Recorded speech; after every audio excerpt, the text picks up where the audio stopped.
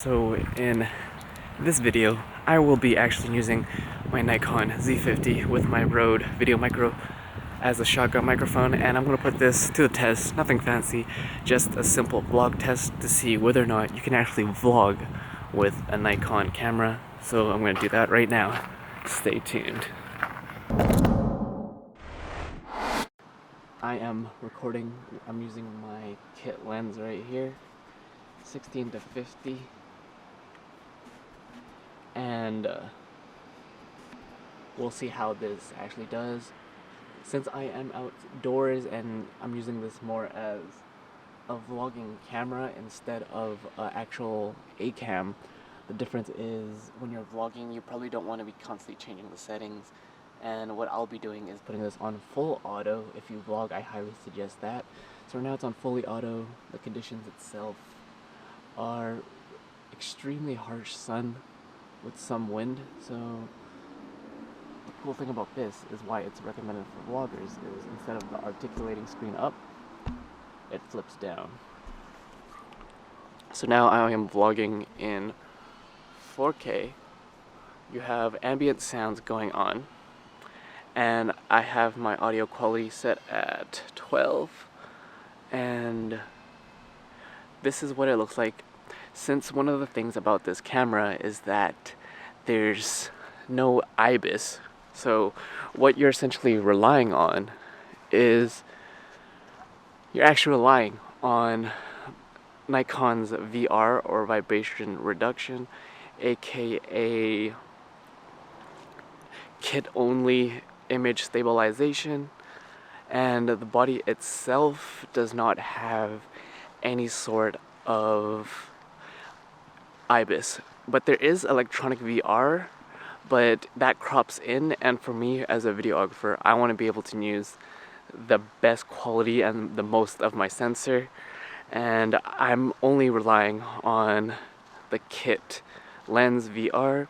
As you can see, when it comes to with the settings itself, I'm also relying on subject ISO instead of subject and background.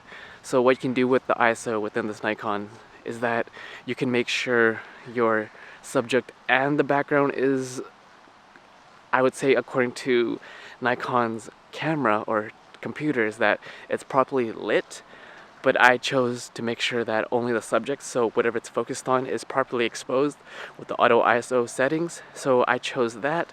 So if the background is overblown, I did that on purpose. As long as I am in proper exposure, that's all that really matters to me. And as you can see right now, I'm currently walking in a circle around this park here, and it's tracking me fine even though we're overexposed. One thing I did notice is when I was at home testing the autofocus is that when I had my glasses on, it had a hard time tracking my face. It would pulse a minute, but I think now that I'm outside and it is a lot brighter, it can detect, because the Nikon Z50 does have face detection, not eye detection in videos. There is in photos, you can have eye detection, but as you can see right now, it is tracking my face completely fine. See, look at that adjustment.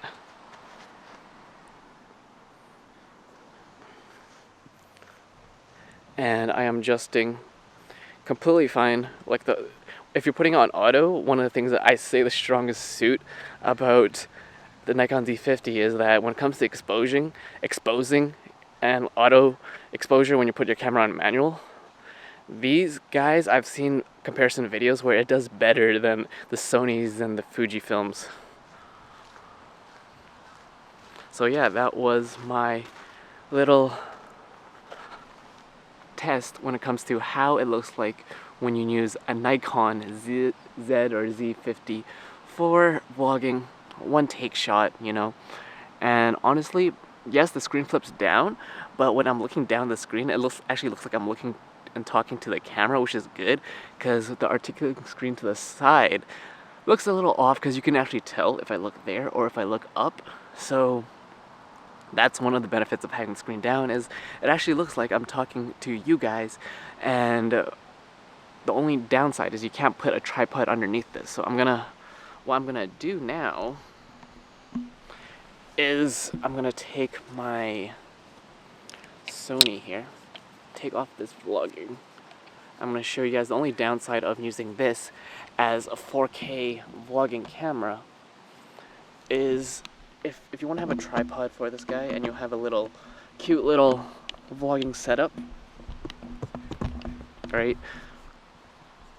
Is that now you can't see yourself because the screen can't fold down. But knowing this is a newer model of an actual Nikon, and now Nikon, you can actually do autofocus. I would say as long as you hold it arm's length away, I think the autofocus should be fine, right? And you shouldn't have any issues with having autofocus. The only downside is you can't see yourself, so you can't see whether or not you're properly exposed. But if you have it on auto, you should be fine. And you can always check it, right? It's not the end of the world. And that was my overall first initial vlog test with my Nikon Z50 with the 16-50 kit lens, varying aperture at 3.5 to 6.3, and my settings were completely at autofocus, continuous autofocus, everything auto ISO, and yeah guys, that is how it would look like if I vlogged with my Nikon Z50 with my RodeVideo Micro. I have my Manfrotto Pixi mini tripod as well. And honestly, for me, I think this would be a decent looking vlog setup. Right? The only downside is you can't flip the screen around, but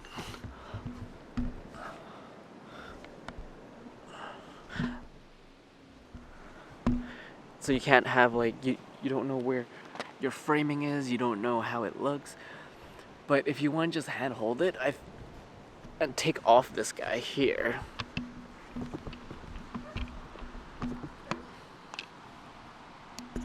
Flip down right there like this. It's not the end of the world, and I think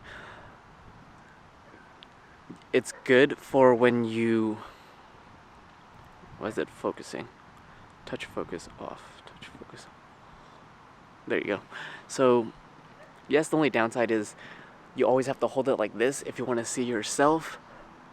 And there are other attachments where you can have the tripod on the bottom and you can actually, like, it's like an L bracket type of tripod, and that is a workaround, but the reality is not a lot of people are going to invest into another L-shaped tripod just so that you can vlog, right?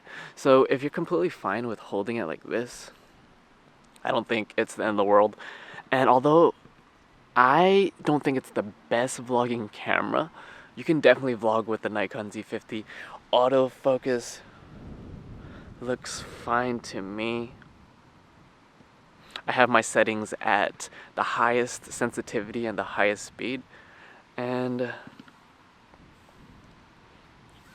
there's a wind though, but I have everything at the highest sensitivity and the highest speed and the highest sensitivity, and this is the quality I'm shooting at 4K with neutral profile, 4K 24 frames per second, right? And this guys was my vlog footage, one take test in terms of using the Nikon for vlogging.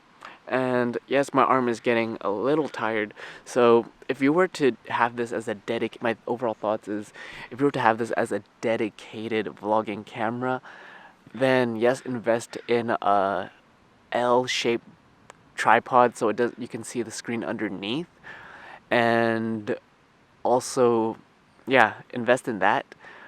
But if you just want to one take and you just want to vlog, you can definitely vlog. The whole point of them engineering the screen down is to compete in the vlogging market. And would I vlog with it all the time? I would much rather pick up something if I were just to be a dedicated vlogger, like a Sony RX Mark 3 to 5 to 7, whatever your heart desires. I get something like this and have a tripod underneath. But as a B cam, I don't mind using this as an emergency situation. Would I consider it the best vlogging camera? Probably not, but I think it is a solid vlogging camera if you were just to use the Z50 for vlogging alone. And if you want to check out everything I mentioned or I'm using, link is in the description. And also make sure you grab my free camera guide too. That will help you on your journey when it comes to actually using whatever gear you want, whether you are a complete beginner or you want to be a little bit more advanced and you want to start with, let's say, $1,000 plus budget. So make sure you check that out. My name is Peter. You're watching Broke Visionary Collective, where we all start with nothing, but you can always create something. Cheers, guys.